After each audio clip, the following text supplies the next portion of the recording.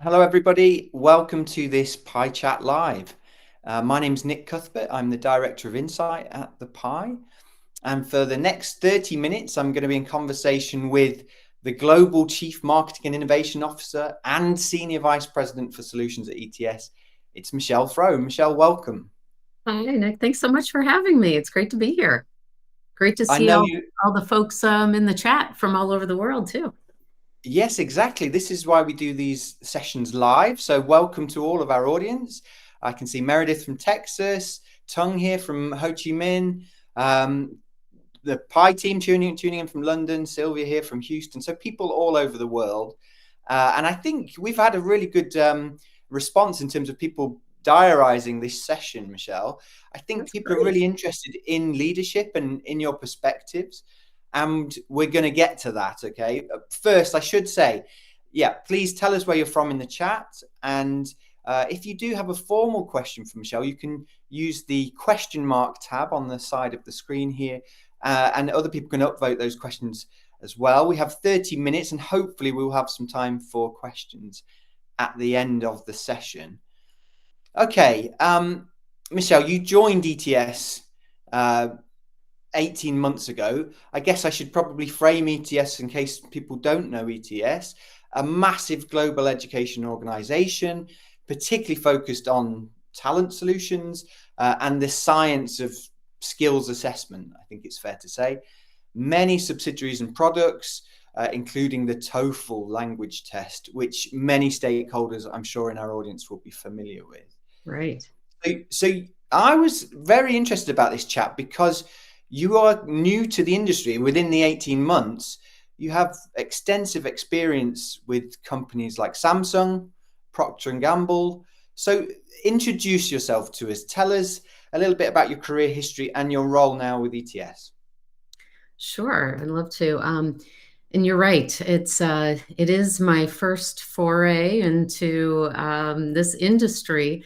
But I think that's been a common path for me in my career. I always say I like to live life on the startup curve.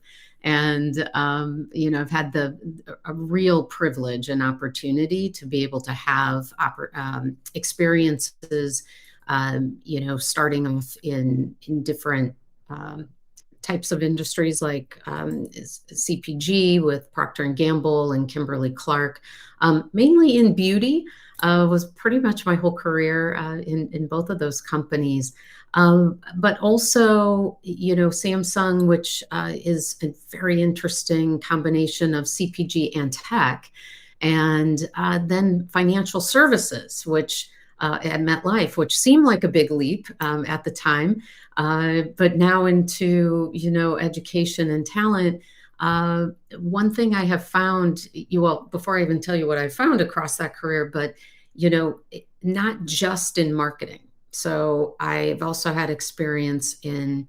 I started off as a mechanical engineer at P&G, worked in the manufacturing plant, did cross-functional broadening assignments at P&G in sales, all sorts of different kinds of marketing. So shopper marketing to design marketing to P&L marketing. And then, really the opportunity to do global marketing, local marketing, and regional marketing. At Kimberly Clark, I was the CMO of the APAC region, which was a really interesting assignment, probably one of my favorites. And one thing I think that while that sounds like, wow, that's a lot of twists and turns, there's a couple of constants in that background. I think, one is that you can apply transferable skills, I think, from one industry to another, from one function to another. And so, I definitely want to talk about those durable skills at some point, Nick, and how important they are. But also, it gives you the opportunity to, or it's given me the opportunity really to be creative about solving customer problems and being a customer advocate, I think, from different vantage points, but also from thinking about, really deep set issues in an industry that seem like they're, unsolvable and untackable, because everyone has been trying for so long. Yet when you come at it from a different perspective of another industry and how maybe you've solved part of that and you can apply it, it feels, I don't know, it feels great. It feels really fulfilling to, bring that creative thinking to a new group of people. Okay, well, we're definitely going to, as you mentioned, get into this discussion about skills and training. ETS has published a human progress report. People can see the tab here at the bottom where you can access that report. And often we talk about within education that it's a bit of an echo chamber. And because people find it very fulfilling as an industry and a mission, you tend to have lifers, people having careers in this one Right. sector. And how do you think it compares coming into this sector, having experienced others? Do you think the sector is behind in things like technology? Do you think it has room to innovate? How do you feel about that? Particularly, I guess, in a marketing sense as well, Right. marketing Right. communication. Well, before I even get there, Nick, I think I should give you a little bit of background of what even drew me to ETS, because it is part of my answer for the question you Okay. just asked. Um, I think, again, because I'm attracted to change and living life on a startup curve, transformation is necessary, I think, in this industry overall, but definitely for ETS. And that was an amazing challenge to be part of, I think, and an opportunity to be part of a group that wanted to do a real transformation. And so the opportunity to help with setting a business transformation and a real strategic vision, which has led into a brand transformation, Yeah. right? That hopefully we can talk about in a little while. And then, that's led into an innovation transformation. And so all of those things, were incredibly exciting to me and to be part of, but also to help take a leadership role in that. The other thing that, I think I didn't mention about my career was that I've always worked for companies that have had a purpose. Mm. And sometimes those purposes, like really resonated as part of it. Sometimes they felt like, yeah, we have a purpose. I'm not sure it's like, you know, it's there, we're all behind it. But the opportunity to work at ETS and really a nonprofit that's focused on driving social impact in the world almost took Mm. purpose to another level, right? It's a mission, and it's the mission to have such a strong impact in the world. So that was the other reason I felt like this is an exciting industry, to be part of. So, and beyond that, like, wow, we have some pretty amazing people here, and the opportunity and incredibly talented people. So the opportunity to be able to work with folks that are deeply committed to this mission. Everything we do is grounded in groundbreaking research that not only are used with our business, but also to drive change in the world was really exciting. So on one hand, to get to your question, I think you could think, well, people aren't moving fast, it's a little academic. As you started off explaining ETS is, has 75, 76, I think, years of history of setting the standards in educational testing. In fact, I think we developed the majority of the industry in psychometrics. So, that's been our expertise, and that seems like a slow moving place. But Mm. I haven't personally experienced any of that in the 18 months I've been here. It's a very agile organization, one that has really taken on this transformation to say, well, what's possible? Yeah. Even through the business transformation, the brand transformation, we've done this in very short order, in less than a year. And to see people really get engaged, and part of our process was to engage people across the globe and across our entire organization in both of those dramatic transformations, so that we could move faster. Yeah. And so I think, when people get comfortable, of course, that's typically when things start to go south, because you're not looking at all the changes that are happening around you. And what I've seen here at ETS is that we've had a very engaged organization, top to bottom, in helping to drive that change. And when you have people engaged and they understand the North Star that we want to get to, people move faster. Yeah. Okay, so let's get to the rebrand. I'm sure there's marketeers here who are watching. If they want to ask you a question, please by all means do so. This is more than a logo. Some people will not even be aware that you've gone through a rebranding process. But from my own personal experience, I know that, a rebranding of a global organization like this with so many stakeholders, it's a huge task.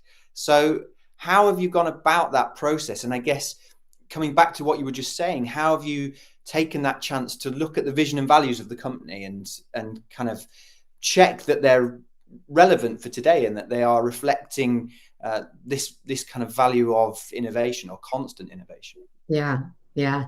That is probably the bane of a CMO's existence, right? When you join a company and everyone's like, "Great, on day 2, when are you going to change the logo?"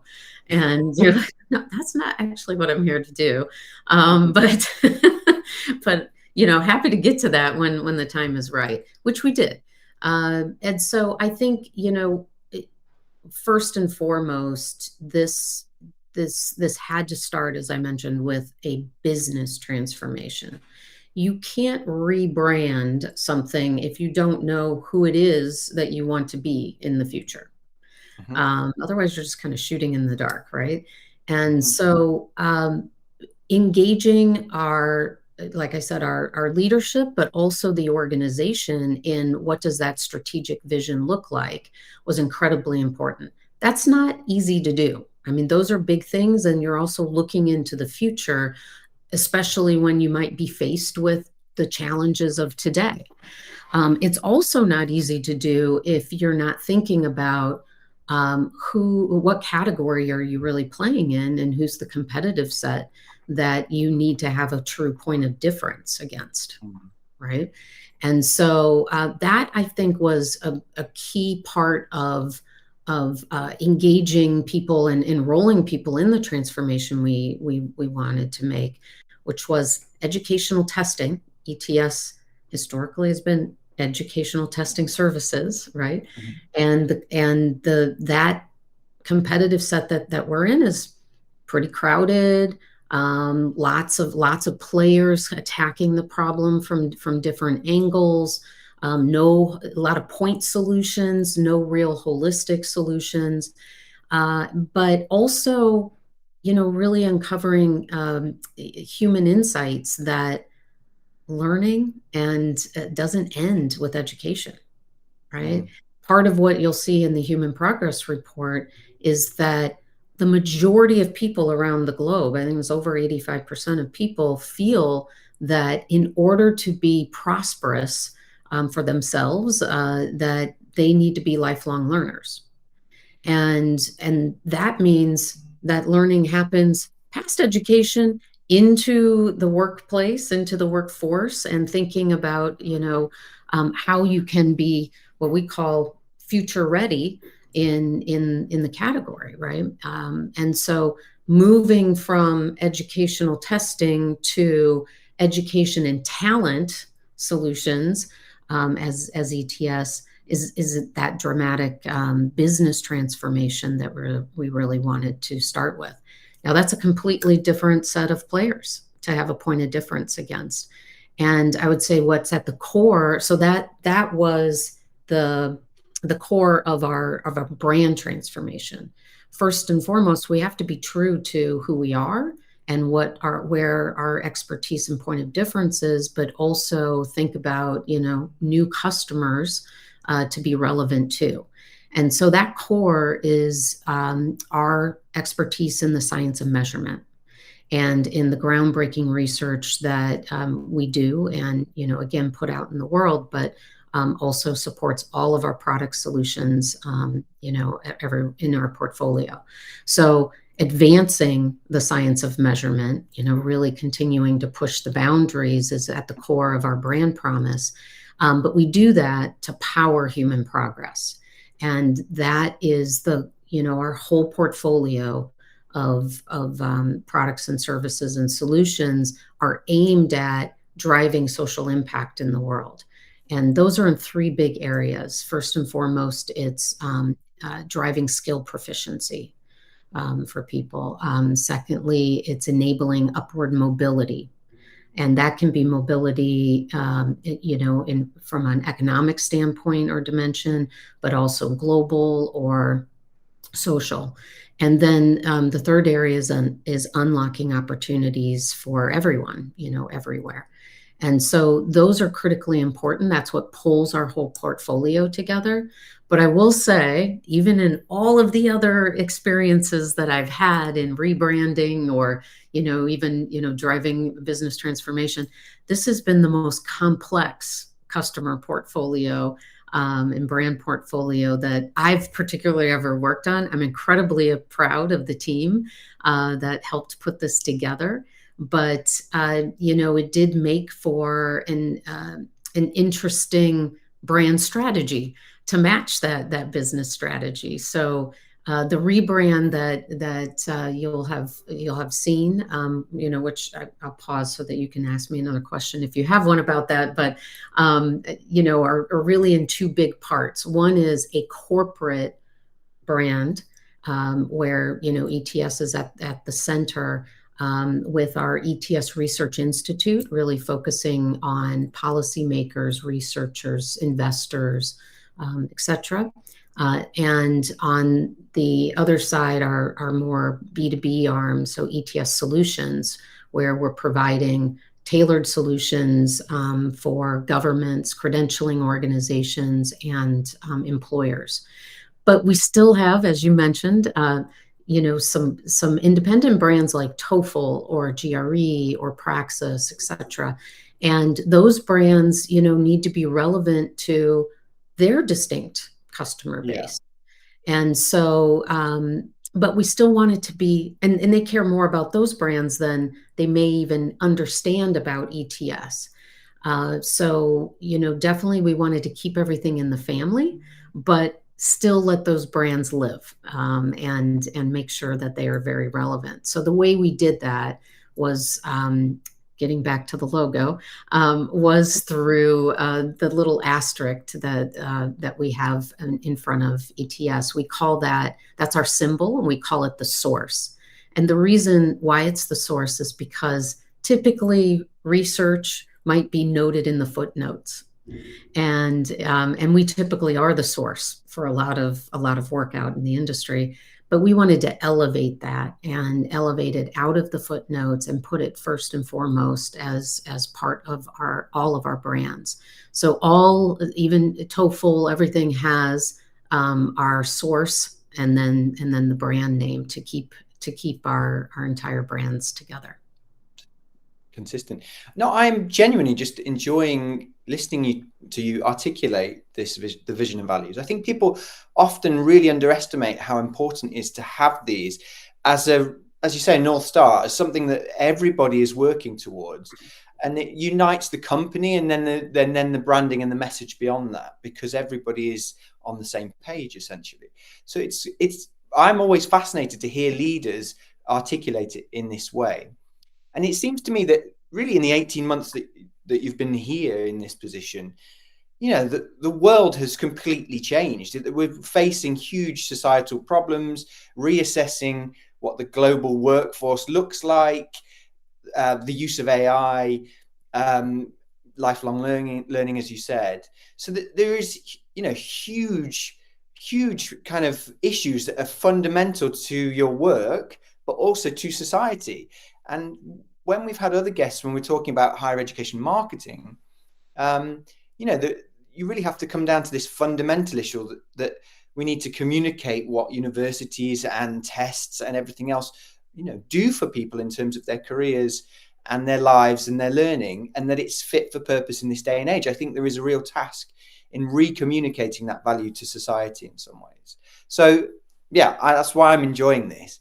So Yeah. tell us a little bit about, Go ahead. well, I was going to say, can you, because really this has all come out, these themes have come out also in the Human Progress Report.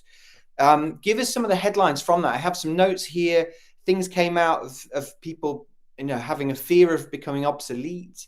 This need to improve access to education globally, a focus on skills as much as generalist education. So tell me the size of the survey and what's come from this, and some of the headlines. Yeah. So when going back to the human progress outcomes, the social impact that we're trying to make as a brand, right?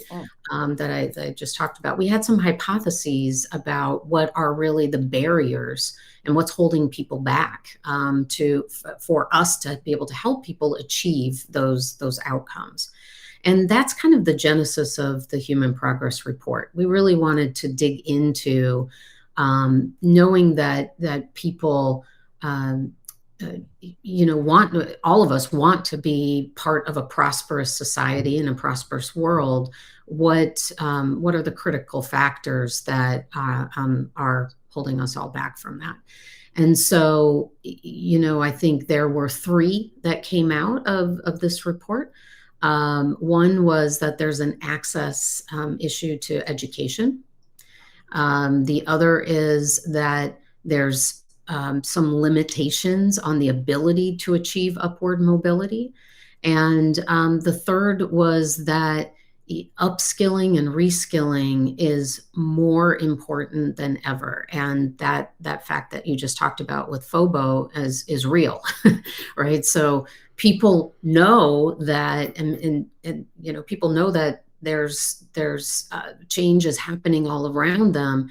And if they feel like they don't have the skills necessary to be prosperous in the future, and they're going to need they're going to be obsolete if they don't upskill or reskill. Now we did these findings did this study across 17 countries, so over 17,000 participants. So big study. We have been able to pull out multiple pool outs from different regions to different generations, et cetera. So, lots in this study. And we're getting set to do it again because it just made us ask more questions that we want to know. So we're going to expand the study next year, or this coming year, to release next year in January. And we'll expand the number of countries, but also some of the dig in, I think, to some of these areas where we saw particular issues. So I would say some of the key headlines in the report are that 8 in 10 citizens across the world feel like they need to be a lifelong learner, and that's they feel an identity to being a lifelong learner. And that's driven by the fact that they feel like they need more skills. Interesting too, it was pretty consistent across generations. So it wasn't just people that might be more mature in their careers thinking, oh my gosh, change is leaving me behind with AI and everything else. Gen Z was 84%. Agreed on the necessity of continuous learning, and boomers were 89%. So there's not a lot of difference there between generations.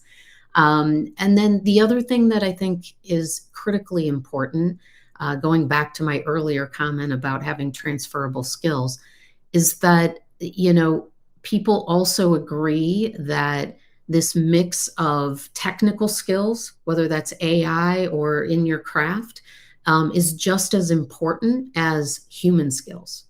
So when we asked, like, what are the top skills that you think you need for the future, there definitely were some technical skills like AI, but the human skills were consistent even across countries. The need for collaboration. I mean, we all need to live in a civility is something that I think we all strive for here, right? Exactly. The ability to have creative problem solving, or be able to demonstrate that resiliency, huge. I mean, and what a great human skill to have. That's so different than, I'm not sure. Maybe AI has resiliency. I'm not sure, but humans definitely do. We learn from our mistakes. We understand that in order to succeed, we're going to have to fail a few times. And so those were some really interesting ones.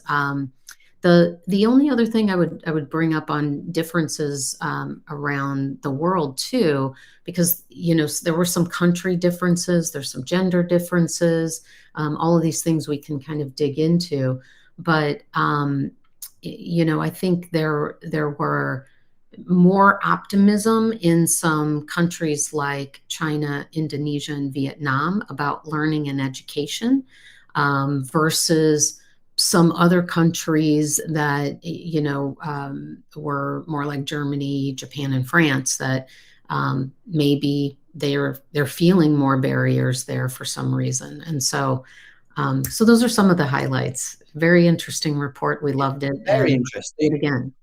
Yeah. So people can download that by clicking on the button here, Yeah. and it'll either email them, I think, or send them to a link. I'm going to come back because there was a great interview where you talked to an ex-professional football player about transferable skills and reskilling. But first, I just want to answer Shana's question while we have the time. So Shana here is saying, thank you, but did ETS work with a marketing agency to promote the rebrand? Did you work on a kind of global rollout of the rebrand? Yeah, so obviously we definitely work with agencies of all kinds. What I will say is, we had a plan that was practical but impactful. And so a lot of the work was done in house, which I'm very proud of. But the corporate rebranding and then TOEFL rebranding, which I didn't expound on at all, but the headline on TOEFL, because it happened about the same time as our corporate rebrand, was championing. Their brand promise was to champion your potential to move the world. And we used the same agency, Code and Theory, actually, who were great partners to help us cement those brand promises and also bring the total brand expression to life, both for TOEFL and for the corporate rebrand. But many other agencies involved, at a smaller scale, whether that was, some media execution, event execution, etc., and really helping us to solidify the marketing plans. Yeah, I was at the NAFSA conference and Yeah. saw the kind of refresh there and the identity in an event kind of setting. But yeah, I was struck by the fact that it was more about engagement with the team, and it Experiential, yeah. was re-pushed to talk about what ETS is doing and what TOEFL is doing, and some of these really important kind of insight pieces that are coming out. As I say, than just the kind of new identity. So Yeah, exactly. To come back to your point, Nick, a brand is absolutely more than a logo. It's about how people feel, experience, hear, and engage, with the brand. And that's critically important to be cemented. Otherwise, all of your activations and all of your innovation, even in the future, won't be on brand. won't be on brand. Okay, we're just coming to the end of the time, but I want to flag people. So if they go to your LinkedIn profile, this is where I found this.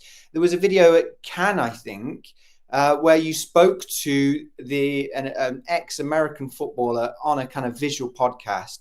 And Yes. he was really fascinated because obviously, as a professional athlete, then had to retrain to have a media career. And so you found this common ground about this idea that all of us really in this time frame will have to retrain maybe several times because of the pace of change of society and so on.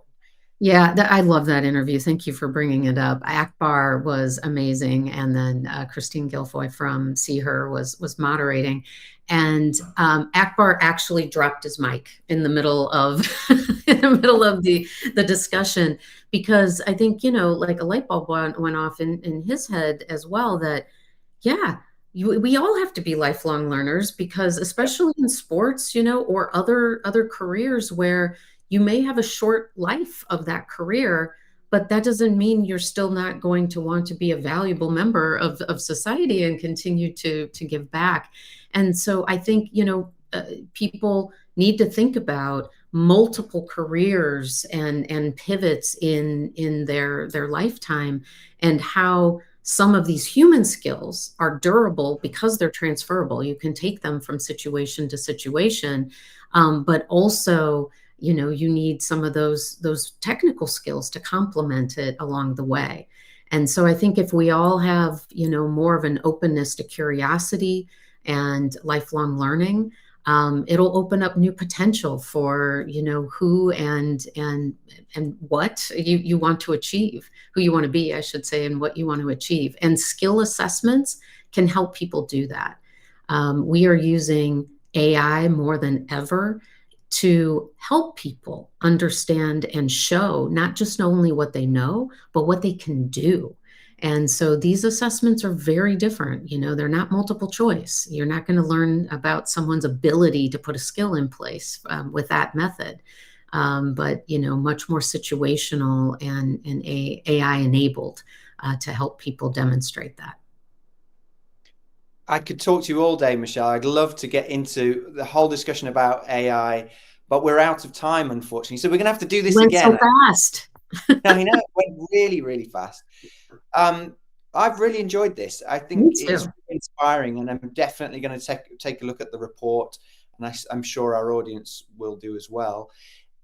Michelle, if people want to get in touch with you for whatever reason, really, they can do so on LinkedIn. They can reach out to you. You're Happy happy to. with that? Yeah, happy to. That would be great. Love it. Okay, perfect. Thank you so much for your time, and thank you Thank to our you. audience. And we will see you all Thank you again for all soon. the great questions out there. Nice to see everyone from around the world. Thanks so much, Nick. Okay. Until next time, everyone. Bye bye.